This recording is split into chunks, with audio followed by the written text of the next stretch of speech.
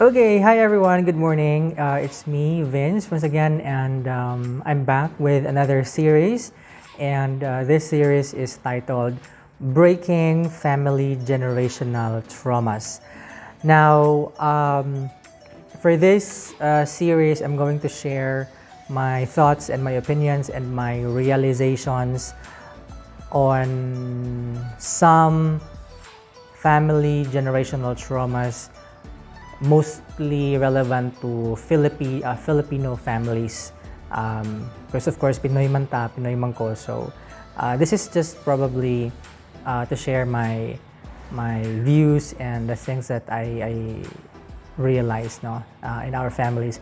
Now, before I start, I would like to define or ako ang hatagan og meaning ang mga words like generational, family, and traumas, so that we will understand and we will deeply know what we are about to discover and what we are about to watch in this series. So the first definition is the word. Let's start with trauma. So when we say trauma, this is defined in dictionary as emotional wound, or psychological wound or injury. So muna siya ang trauma. So kung baga, if for example lang, simba ko, we met an accident, let's say na slide ta, for example. So na slide ta, natumba ta, and then we hit the ground, and then nasamad ato ang dinhe. So that's of course wound, diba? Samad, wound. Now that's physical in sa wound, diba? Physical na siya kay makitaan man nga nasamad, nagdugo. So physical wound. Now when we talk about trauma, this is internal. So nasa sa ilawom na to, we talk about something that cannot be seen, no? Something na dili makita. So that's the emotion which we cannot see, the psychological aspect of us which we cannot see.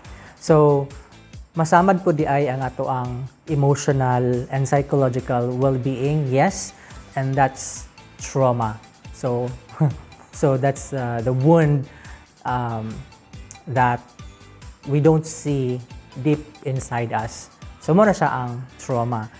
So every time, di ba, mingon ka nga na trauma, for example, going back sa example nga na accident, di ba? So and then na trauma ka because of the tragic incident.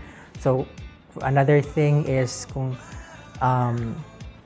especially kanang near life, I mean a matter of life and death situation, like katong mga bagyo, mga worst bagyo na na-trauma ta sa atong experience, diba? So dili lalim, because it was like sa linog na trauma ta sa atong experience na nangatumba ang mga building, mga simbahan and all. So it was a very traumatic experience. So when we say traumatic, na trauma ta, we have a wound inside nga dili makitaan sa ato ang mata, no?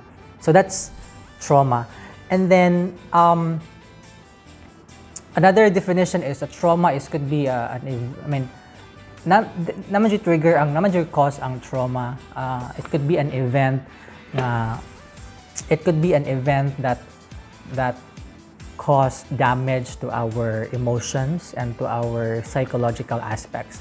Now that's the generic trauma nga definition, no? So everything na trauma ta sa atong childhood, na trauma ta sa ato ang mga experience pagkabata ta and all that. So those are wounds nga dili makitaan sa ato ang physical body sa gawas, no? So those are wounds inside our body, not literally inside, but internally sa emotions nga part, sa siguro mental, psychological aspect niya.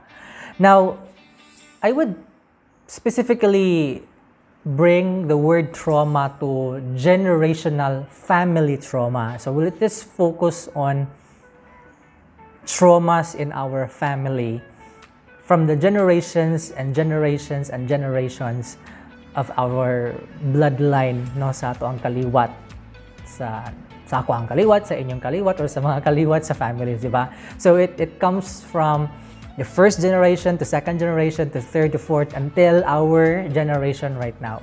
So that's the word, that's the generational, no? So kung I say generational, it comes from generation sa mga unang kaliwat, sa ikaduhang kaliwat, ikatulo, ikaupat, ikapila na nga hugna nga generation or kaliwat, mo na siya ang generation. So of course, family. So we speak about family traumas from the past generations until now. Okay, kita man ang present generation. Okay, so when we say let's siguro start from the first, siguro sa ako sa first generation sa ako ang parent, di ba? Akong parent, nasa lay parent, and then ang parents akong parent, napa jud parent, and then mga kaninunuan. So it start jud from let's say one or two parents, of course, two parents. And then it goes down to me.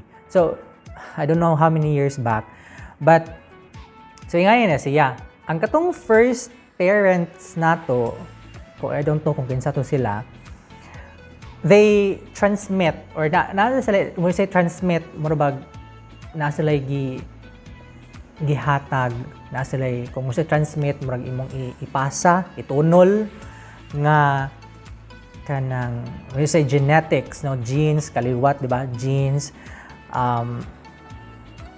from one generation sa ilang mga anak until to the next mga anak and all that. Now aside from that, naputay gitawag nga passing traumas. Naput sila gitunol, gihatag nga mga traumas sa ilang mga anak until our current generation. So that's unsa man nga mga traumas. Unsa man nga mga traumas.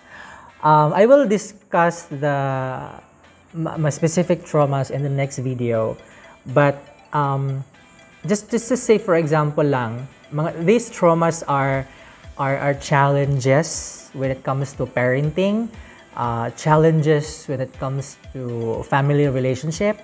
Could be mother to father relationship, it could be father to children relationship, it could be mother to children relationship, anything that has to do with the relationship of the family. It could be issues and problems within the family. Those can actually cause traumas, including bonding, problems between children, which create unhealthy and traumatic experiences. So muna siya ang family generational traumas na napasa sa first generation to the second generation, and then gipasa na pud sa second, third generation until our present generation. So from parent, so of course ipasa mo gina sa iyang mga anak, like kung unsa ang nakit-an sa mga anak karon sa iyang mga ginikanan, kung giunsa sila pagpadako, giunsa ang ilang culture, tradition sa family, kung unsa ang ilang mga kasinatian sa family, madamang gina sa mga bata to their next family. So muna ang gitawag og generational family experiences and trauma nga mada from one family, our current family, ay maminyo na punta ato na pong mada sa ato ang next family, which is something that we have to break. That's why I call it breaking, like gubon, siraon, wagtangon kini nga mga generational traumas, because these are not nice. These are not good, to be honest. It's very deadly, it's very unhealthy, and di ko siya maayo, to be honest. Okay? So of course, from sa imong ginikanan, sa ato ang ginikanan, ipasa pud nato sa ato ang nagminyo sila, and then kita ilang mga anak, ilahapong ilang gipa-experience na to ang ilang kasinatian before, silang families, which is very not nice. And then, ang effect sa children, sa mga anak, of course, naman siya effect, we would actually have the tendency to mimic or to imitate our parents nga ay ingani din mahimo kang papa, mahimo kang mama, yaw-yawan, sige ka pangasaba, sige ingani, di ba? So that's the impression of the child kasi the child will imitate what they see or what he see in the surroundings, di ba? Especially sa family nga maugay permi niya kauban. So it would affect on ako nga bata, ako nga anak. So I would imitate the behavior of my father, my mother, akong papa sugarol, akong papa palainom. Ingani di ini, so inidako pod. Ingani normal siya kay mo may binuhatan sa akong papa. Ako mama pod ingani, yaw-yawan sige ingani. Mo pod ako nga iyang anak so mo pod tingali. That's what people sees normal kasi the past generations did it, di ba? So murag pila ka dyan ingana yun siya. So murag makaingon po ng mga tao nga normal ra nga ingani ang parent, normal ra ingani ang papa, normal ra ingani ang mama, normal ra. Well, basically it's not normal, it's abnormal. Normal ra nga kuan ingani, normal ra nga palainom, normal ra nga yaw-yawan, normal ra nga sig pangasaba and all. No. There should be other way around to deal with things and situation. And that's what we have to break, the old cycle family generational traumas. Diba? Kaya na siya effect to a child's behavior, mentality, personality, in dealing with people, and in handling relationships with siblings and other people in the future. So that's what we have to avoid and what we have to break and what we have to change as early as now. So disclaimer lang ha, if you wanted to watch this entire episode, I'm not sure if you're going to hate me.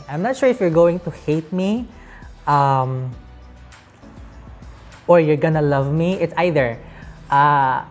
either number one, you're going to hate me, and I understand if that's your reaction.